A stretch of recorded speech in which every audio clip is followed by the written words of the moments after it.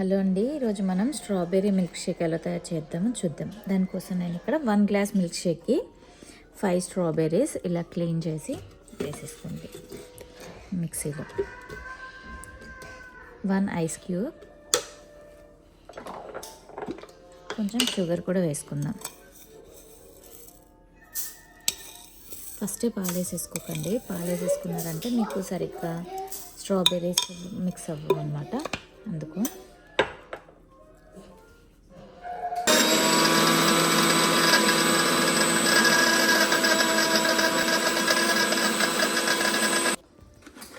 అండి వేసేసుకొని ఇప్పుడు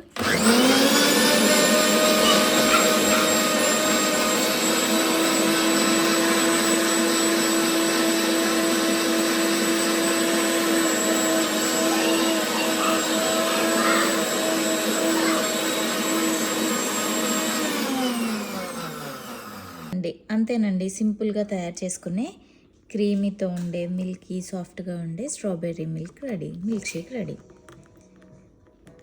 చూసారా, ఇలా చేసి పెట్టారంటే సమ్మర్లో పిల్లలు చాలా ఇష్టంగా తాగుతారండి.